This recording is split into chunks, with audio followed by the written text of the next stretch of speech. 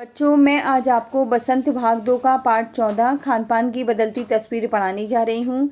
इसके लेखक प्रयाग शुक्ल जी हैं। प्रस्तुत पाठ में हमारे खाने पीने की संस्कृति में आए परिवर्तन का वर्णन है कि किस तरह नई नई खाद्य वस्तुएं स्थानीय व्यंजनों में पकवानों में शामिल होकर अपनी उपयोगिता बढ़ाती जा रही हैं।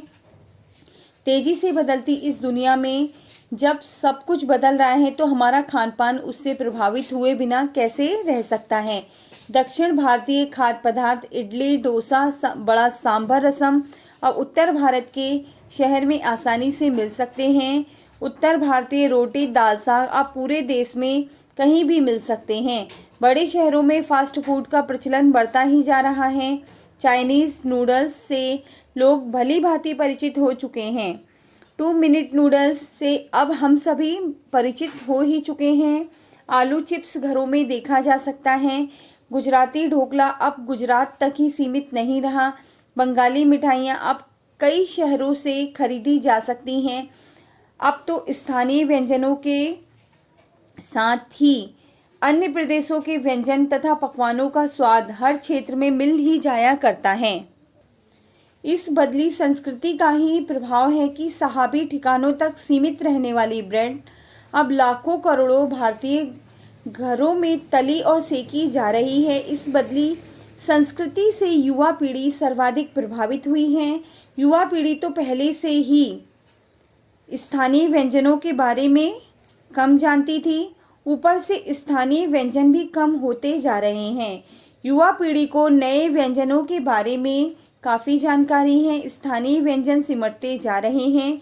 जानकारों का कहना है कि मथुरा के पेड़ों, आगरा के पेठे की गुणवत्ता पर भी असर पड़ा है। लोगों को अब इतनी फुर्सत नहीं रही। गृहिणियों के लिए खरबूजे के बीज छीलना, सुखाना कितना कठिन काम है। स्थानीय व्यंजनों में कमी आने से हम उन देसी विदेशी व्यंजनों को अपनाते जा रहे हैं जो पकाने बनाने में सरल हैं। शहरी जीवन की भागम भाग, कमर तोड़ महंगाई भी लोगों को अनेक चीज़ों से वंचित करती जा रही है। मेवे के बिना बेस्वाद वाले भोजन पकाने से पहले अनेक बार सोचना पड़ता है। खान पान की मिश्रित संस्कृति का सकारात्मक पक्ष यह है कि आज गृहिणियों और कामकाजी महिलाओं को शीघ्रता से तैयार होने वाले व्यंजनों की जानकारी है। नई पीढ़ी के पास देश विदेश के व्यंजन जानने का अच्छा अवसर है। इस संस्कृति में हमें राष्ट्रीय एकता की झलक भी मिल सकती है। खान पान से जुड़ी दूसरी वस्तुओं जैसे बोली, बानी, भाषा, भूषा आदि को अधिक समझ सकेंगे। स्थानीय व्यंजनों के विषय में ध्यान रखने वाली बात यह है कि इनका पुनरुद्धार होना चाहिए।